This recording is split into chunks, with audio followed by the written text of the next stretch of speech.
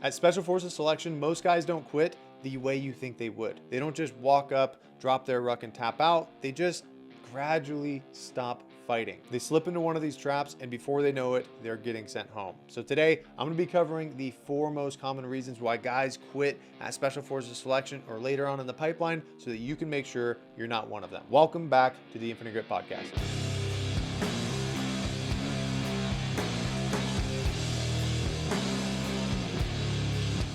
Welcome to the Infinite Grit Podcast. This is the show for those preparing to earn their place in special operations and other elite tactical careers. We break down the training, mindset, and strategies required to get selected and continue performing long term. These are proven principles to help you build the body, the mind, and resilience to step into the fight.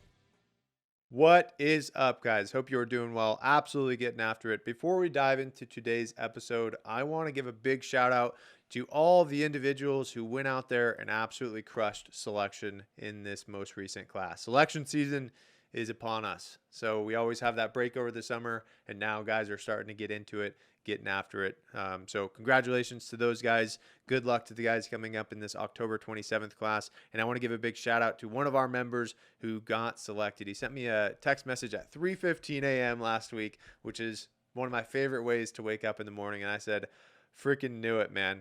Congrats. How you feeling? He said, such a weight lifted off your shoulders, which first and foremost, it really is, man. You know, when you pass selection that your potential of becoming a Green Beret goes up to like 70-75%. Like the Q course is challenging, but you have a much higher success rate past that point. You've already demonstrated that you have everything you need to be successful. And I never take any responsibility for these guys going out and being successful. At the end of the day, I'm a resource. I'm here to help guys prepare on the front side of it, but you have to go out there and do the work. So nobody can get through this process but you. So one of the things that I wanted to touch on with this individual in particular is the fact that I said I freaking knew you were going to get selected, because I've been working with this guy for well over a year now. And within the first month or two, I was like, yeah, this guy has a very high likelihood or high chance of getting selected. And I was thinking about this the other day afterwards, and like, what about him? What about those guys who I'm like, they got it? Do I think leads them to getting success or leads them to being successful? And in my opinion, it really comes down to 3 things. Number 1 is the capability. Most of the guys that succeed or have that high likelihood of success in selection have a very high level of capability. I don't think it's because they're just like so book smart or the smartest individuals ever. I think it's the ability to intake information and immediately implement that information to see a result. When you're going through the pipeline, when you're in selection even, they're going to give you classes. They're going to give you all of the tools you need to succeed in that environment. They're going to teach you how to plot points, shoot an azimuth. They're going to walk you around Hoffman training area where the land navigation is. And if you remove your ego, intake that information and say, I'm going to apply it exactly like he just told me to do it, and your ability to do so is good, I think skill-wise or performance-wise, you have a good chance of being successful. Number 2 is the desire to do it. Everyone that succeeds that I have seen has an unwavering desire to be successful or to be a Green Beret. We might have doubt on our capabilities or whether or not it's going to turn out along the way, but they have that unwavering desire that enables them to take the action despite all of that doubt they might feel. And then number 3 is that no excuses mentality. No selection prep, kind of like we talk about every single week, no selection prep is going to be perfect. Things are going to come up, family obligations, work obligations.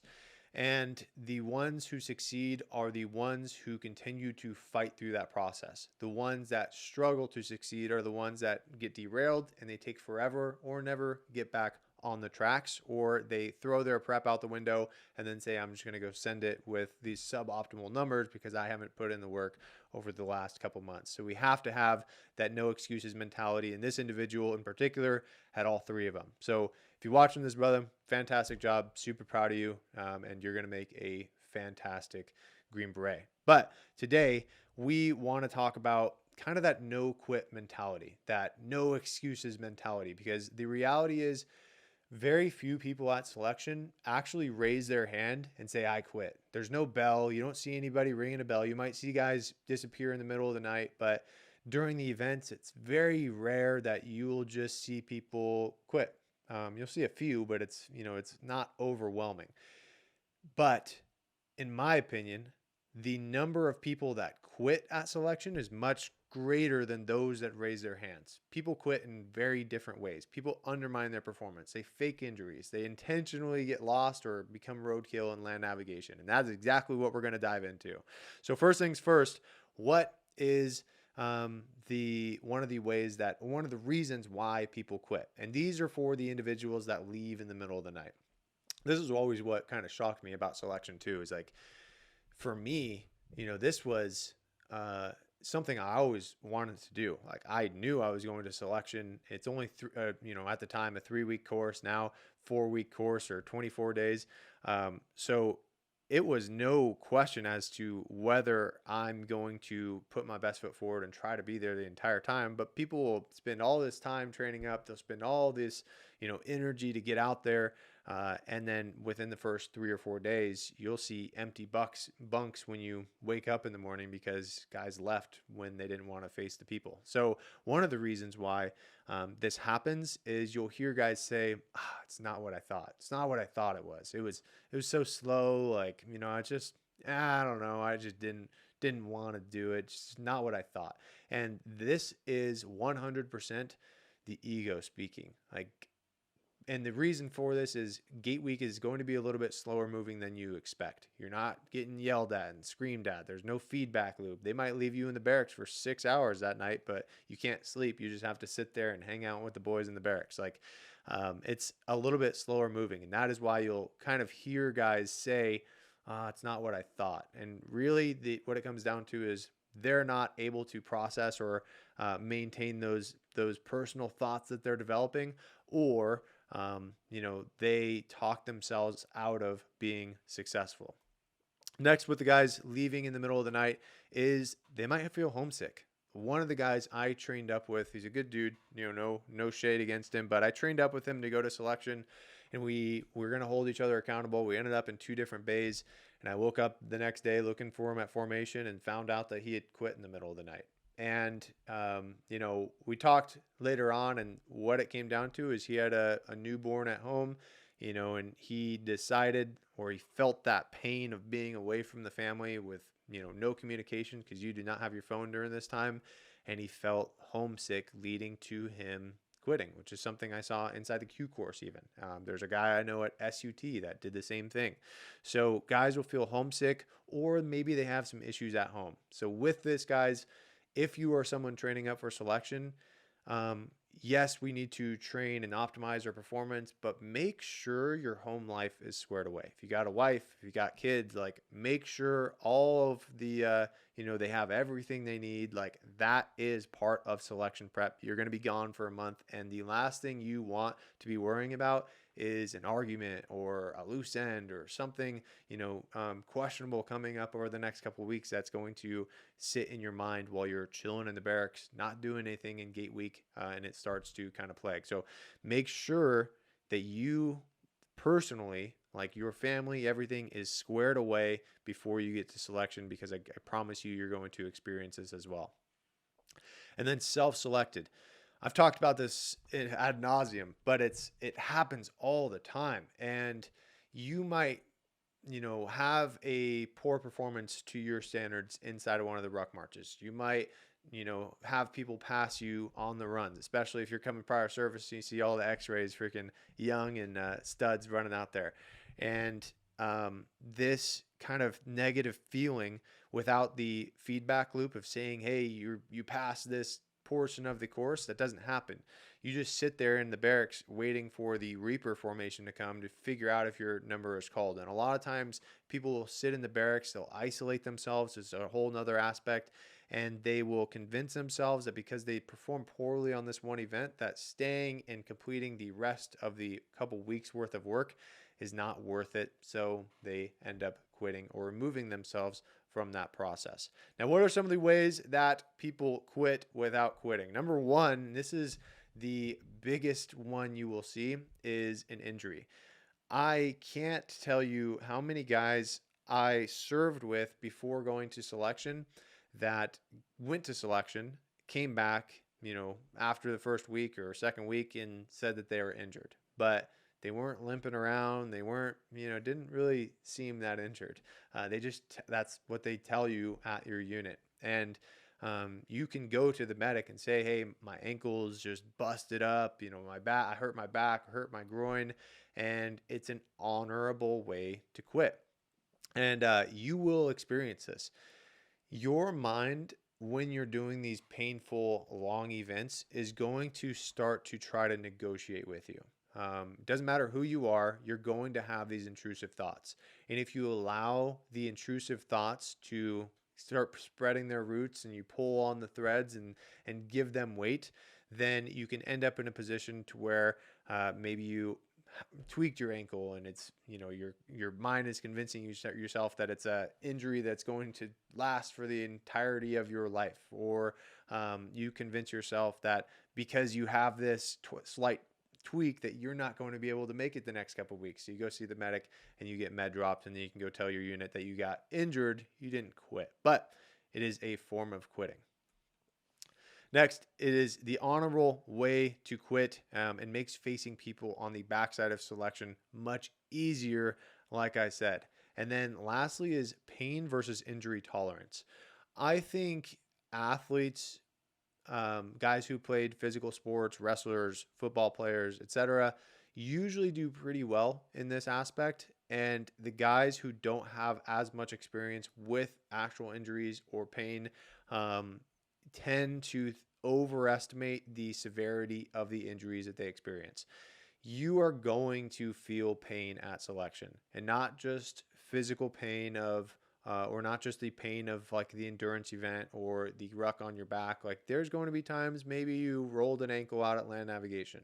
Maybe you had a slight tweak in your hip. You hurt your shoulder a little bit during team week. Like tweaks are going to happen at selection. I personally had blisters under, like 6 of my 10 toes. I missized my boots, and even though I was very confident that I wasn't going to get blisters on my heels in them, I was pounding my toes into them and ended up getting a lot of blisters under my toenails. So little things like that are going to happen at selection. And if you don't have the drive or the pain tolerance to deal with it, you can start convincing yourself that you're not going to be able to do the rest of the work. But you have to be able to push through that pain. There's a big difference between like catastrophic acute injury and overuse injuries or some pain associated with, missing toenails, things like that, that is not going to affect you for life. So approach that with a objective mindset, but also understand that just because you don't feel 100% doesn't mean that you cannot go through the entirety of the course, because I promise you nobody is going to feel 100%. Next is out at land navigation. You'll see a lot of guys undermine or sabotage their selection hopes and dreams through some things in land navigation. And number one is being a roadkill. I think obviously there's individuals who legitimately didn't see a road. A lot of times you're walking in the middle of the night and you might be drifting left or right, trying to handrail a road, and you find yourself within 25 meters of the road, and cadre spots you and they road killed you on the spot. But there are absolutely individuals who intentionally run the roads. They get up on it, and maybe it's a way for them to quit the course. They know that if they just hop on this road and take off running and make it seem like they're trying, that the likelihood of them getting roadkill is pretty high, and that means they get to go home to their nice warm bed, and they don't have to go through the upcoming weeks of selection or all the pain that lies ahead, especially in team week. So not seeing the road is a big one. Next is giving up or becoming intentionally lost. I think intentionally lost misrepresents it a little bit, but guys will get turned around. They will not be able to find their point, and then maybe they'll stumble across it. They have 1 point or 2 points that day, and they have 3 or 4 hours left, and they just give up. They're not going to raise their hand and say, I quit, but they're just going to walk 100 meters, sit down against a tree, give it some time, and they're going to just burn that time for the rest of the course so that they can go back to their point, they can go back to a road, get picked up, and not have to go the extra 5, 8, 10 miles that lies ahead of them walking through the woods. So they're not raising their hand and quitting, but they're not having that dog in them and trying to find the next point. Like, you cannot give up in these times. There's going to be many setbacks. I promise you, you're going to get lost. You're going to get turned around inside of land navigation. And if you start to allow this to creep in and say, oh man, I'm not going to make it, so I'm just going to take it easy, sit down, rest, and I don't know if this is for me. That is a form of quitting. And the ones who are successful are the ones who continue to seek solutions throughout that entire process. If they're turned around, they think logically through it, implement the information that they were taught, whether that's doing like a modified resection with a road and a landmark. Like, there's ways to get on lost that they will teach you before you go to selection, but you have to have the willingness to put in that work and not give up in the face of adversity. And then ruck is too heavy. Same thing. Guys will underestimate the weight of the ruck out at land navigation, and it will slow them down to the point where they just think, wow, there's no way.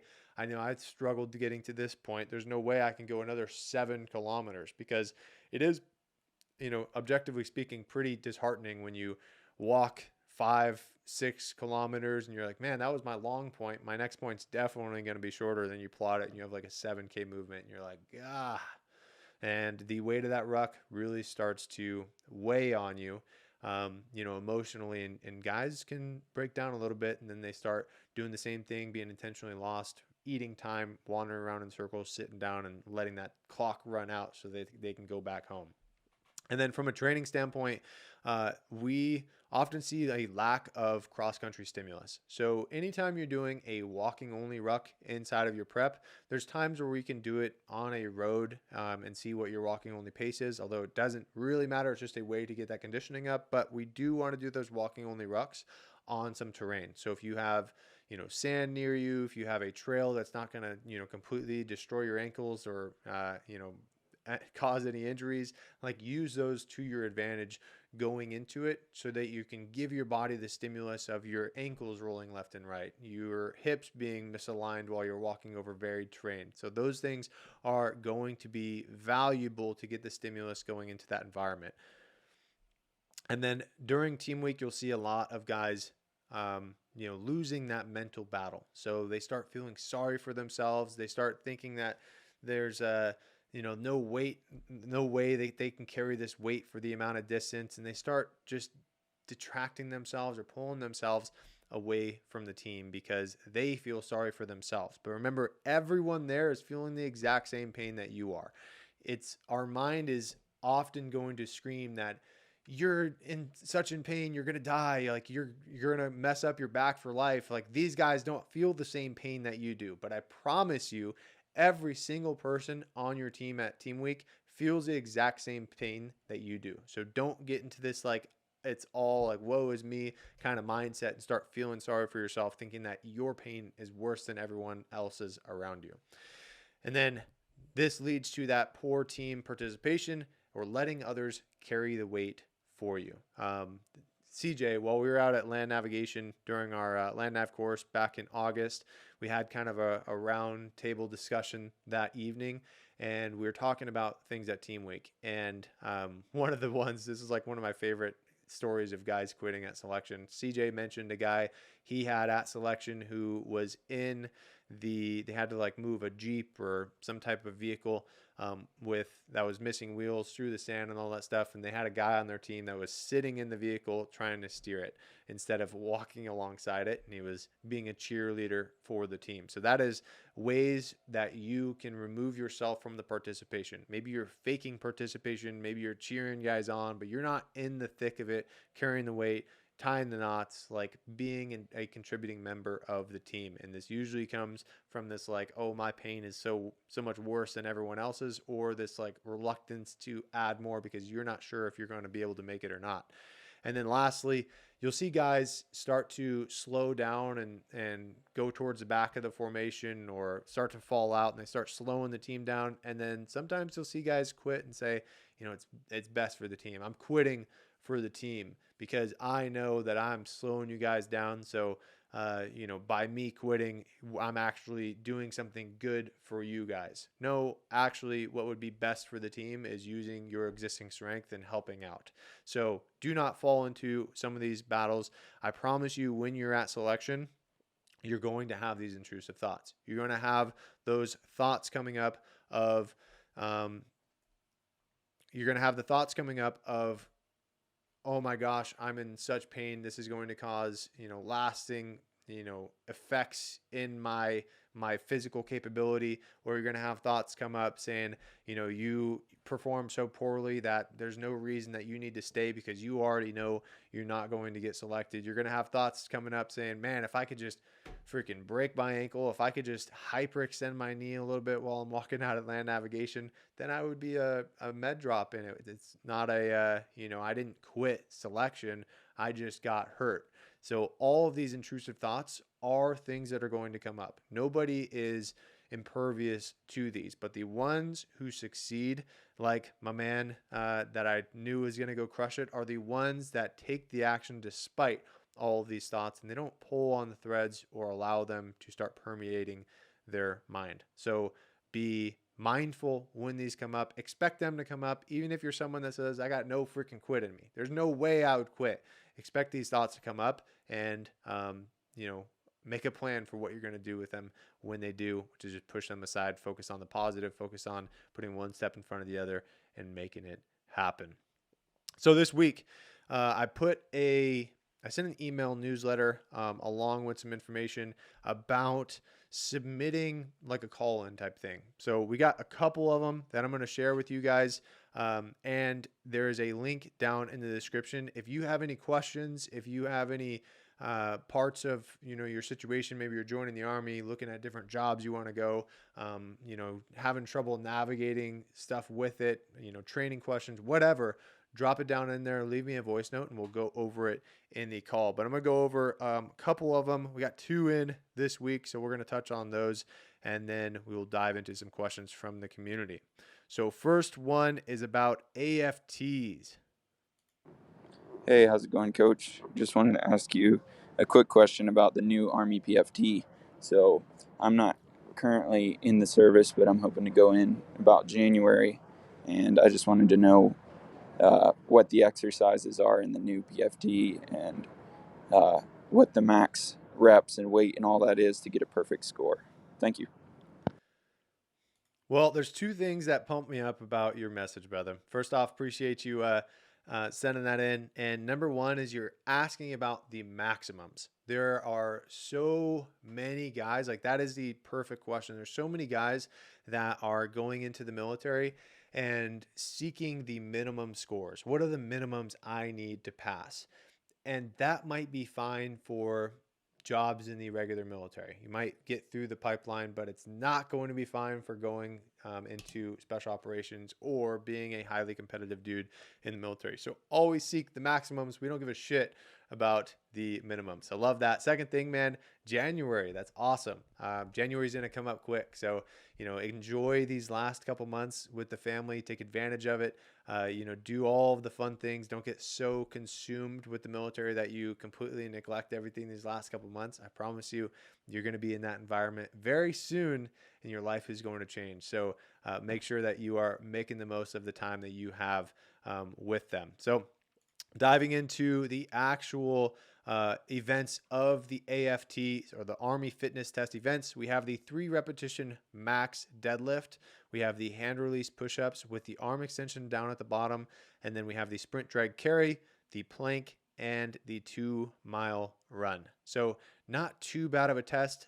Typically the ones that you'll see guys struggle with the most is the maximum repetition deadlift. We're going to go over the numbers here shortly, but it is the you're not using the handles on that trap bar, And if you've never lifted with a trap bar, which I absolutely recommend including in your plan, a lot of times that trap bar can roll, and you'll hear guys say, I didn't have any trouble with the weight. I had trouble with my grip because it broke that wrist a little bit and started losing that grip. So when you're setting up for this kind of side point, you can stagger your hands. So one hand about 1 inch or ½ inch in front, and then the other hand about ½ inch in back. And that's going to prevent that rolling in the trap bar. But then we got hand release push-ups, pretty straightforward there. Sprint, drag, carry, plank, and then the 2-mile run. So what are the actual standards of that?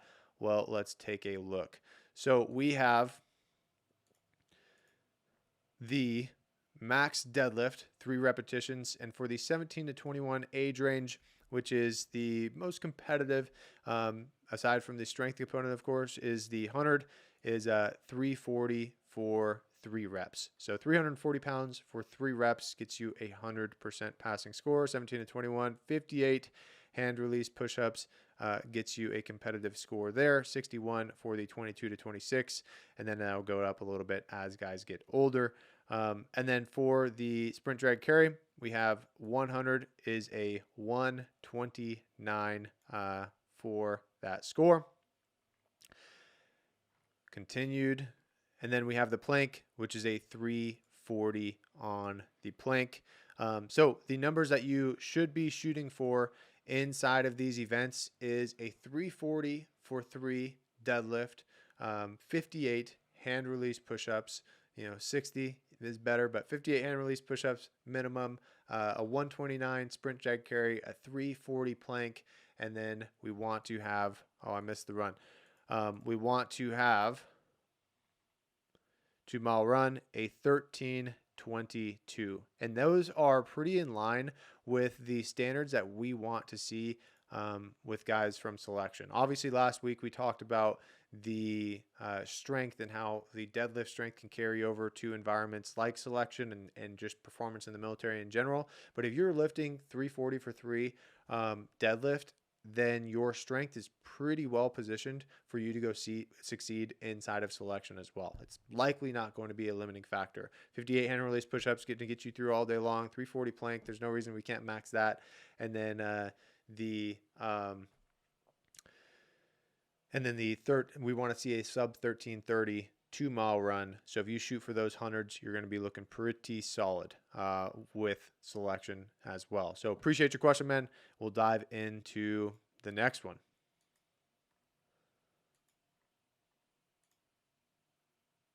I already know who this one's from. This is a longtime member of the community. So appreciate your question, man. I had a conversation the other day with somebody, and they told me that I never allow myself to be happy with whatever achievement I make. I'm going to pause that right there. Who else feels the same way? I know I do. I know I have felt that way many times throughout my life, even with achieving, graduating the Q course, getting your Green Beret, going to different courses on a team. Like, you're never going to feel that sense of accomplishment. We're going to dive into some things I have done to kind of overcome that a little bit in just a second. And I think part of that might stem from me being afraid of allowing myself to feel like that because I'm worried it'll turn into a source of complacency. Right now, at my current stage of life, I feel like I already need to put in so much more work in my personal discipline and habits and whatnot. So whenever I make what is others would consider an achievement, I consider it more of just a sign of progress, not so much an achievement. Which I feel maybe, leading to making it to where anything that could actually be considered an achievement doesn't feel like one. I personally cannot really think of a time where I felt like I have achieved anything or made an achievement, really. Yeah, man. So first off, again, appreciate you sending that message in, brother. Means a lot. And like if you're listening to this podcast, if you're part of the community, you are likely a very ambitious individual. And ambition comes as a blessing and a curse. It's a blessing in the sense that we are those people that focus on growth. Growth is very important, but it's a curse in the sense that if it's not controlled, then we can always be moving the goalpost and never feel this deep sense of gratification.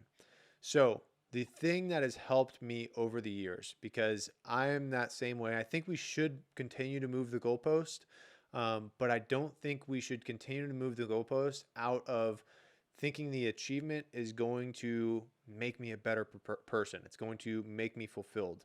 What we get from these achievements, what we get from putting in the work, is the person it makes us. And all of the traits that are developed through the discipline of showing up on a daily basis, all of the the resilience of working through the challenges, of working through failure, all of those are the actual reward of getting these achievements. And when I was a little bit younger, and I was going to earn my Green Beret or get into the 160th or buy a house, whatever, all of this little stuff, I thought that once I got to that point, I was going to feel this magical sense of accomplishment, and I was just going to feel so confident in myself and all of this stuff for the rest of my life. And it's not true.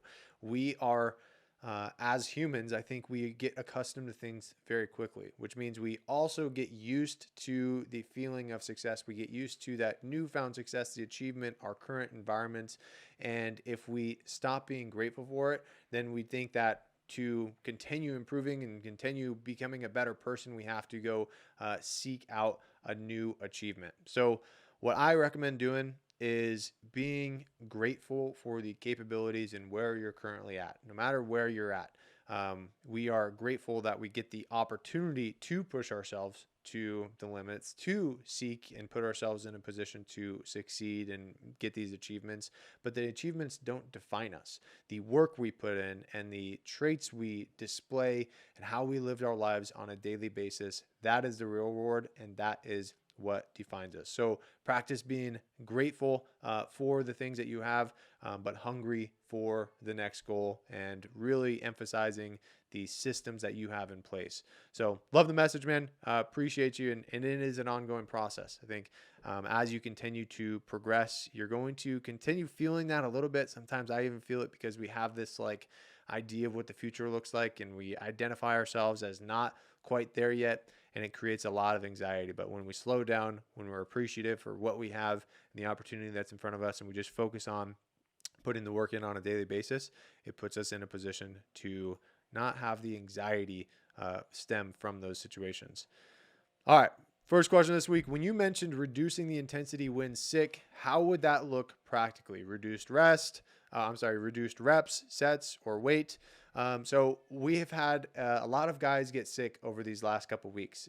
It's that time of year, the flu's going around, and guys are starting to, feel it a little bit. So what I always recommend is, if it's just a head cold, if it's just stuffy nose, things like that, just reduce the intensity of the session. You don't want to crush yourself to the point that you are going to make that sickness worse. If it's like fever, joint aches, cough, things like that, definitely take that additional rest and get back to 100%. But when I'm talking about reducing the intensity of the sessions, for runs, like for speed days, don't go out there and try to run as fast as you can. Work on technique, stay bouncy, reduce the volume of the session in half. If it's a lifting day and you're supposed to do 4 sets at 7 out of 10 RPE, do 2 sets at 6 out of 10 RPE. We're still getting that stimulus, still recruiting those muscle fibers a little bit, but we're not creating so much CNS fatigue that it's just, digging a hole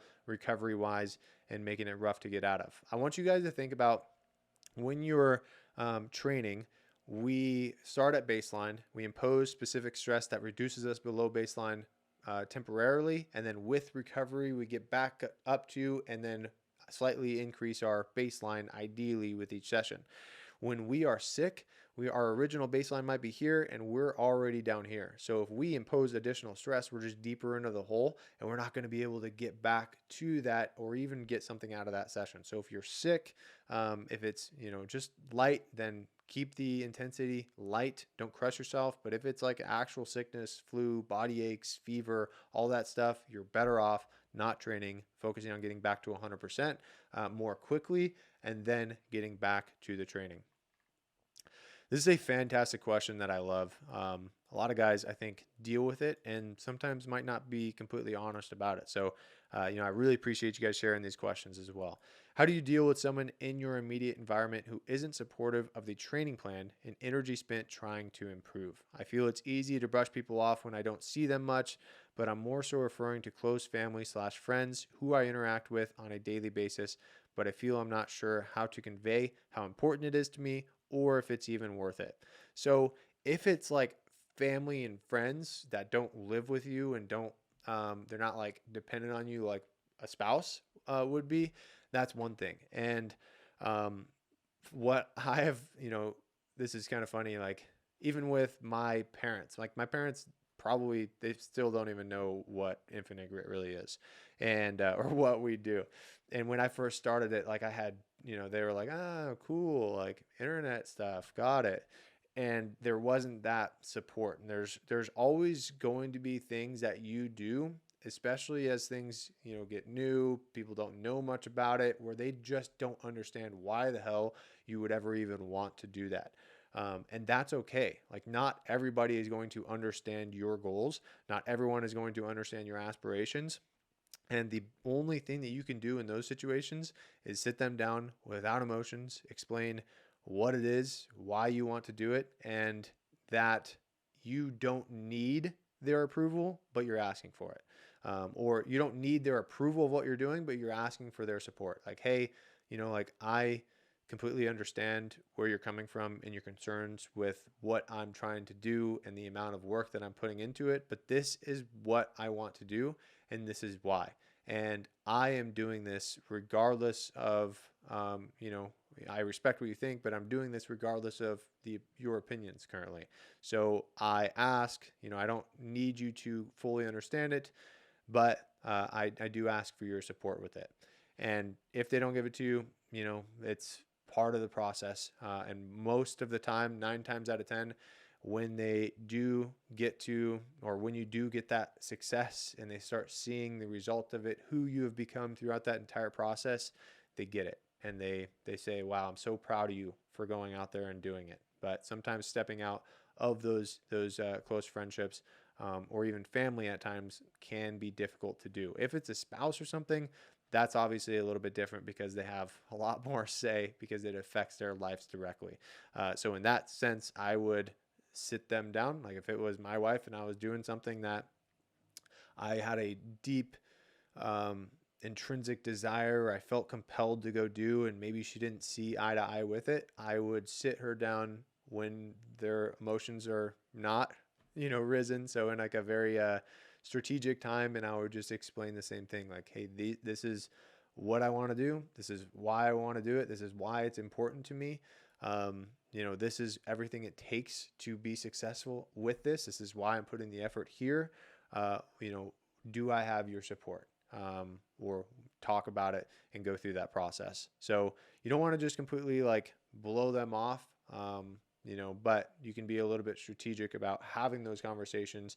But at the end of the day, like if it's family and friends, and it doesn't impact their lives directly because you're not taking them with you to Fort Bragg for 3 years, you know, it's they don't have a say over it. And if we succumb to that and we end up living our lives based on the agendas that maybe our parents or our friends have for what they think we should do, then it's never going to be something that resonates deeply with us. And we're always going to be wondering, what if? So I always recommend you guys, find something that you're passionate about, find something that you want to do. You can use, input from others to get feedback on that route, but do something that truly resonates with you, not just because you want someone else to or someone else wants you to do it or not to do it. All right, next question. How should I handle skipping my runs for the last couple days once I'm 100% back to running? Don't want to push too hard, too fast. I'm getting strong on most lifts. So, kind of the circumstances of this individual had some injuries, so like shin splints, took some time off of running, focused on low impact while we build that back up and getting back into running. So, the wrong thing that to do here is just go back into the main plan. Go back to the volume that you were running prior to experiencing that injury because more than likely it's just going to come back. What we want to do is gradually increase it and build back to it. So start primarily with those easier runs, easier like low impact type of stuff. So like maybe a 15, 20, 25 minute zone 2 run, and the goal is to keep it sub tolerance. So don't run to the point that you have pain, but set a time or a distance goal for that run, which is well below what you know you're capable of. And then you hit it, no pain, fantastic. In 2 or 3 days or whenever the next run is scheduled, I'm going to increase it by 3 minutes. I'm going to increase it by 5 minutes. And by doing that, we gradually build up that exposure and that conditioning. And then once you're running 30, 40, 45 minutes pain-free, then we can start introducing the speed days and doing the same thing. Maybe we do 2 sets of 400-meter runs at 70 to 80%, not going all out, but just keeping nice, crisp form, maintaining tall through that head, leaning forward, just like we've talked about.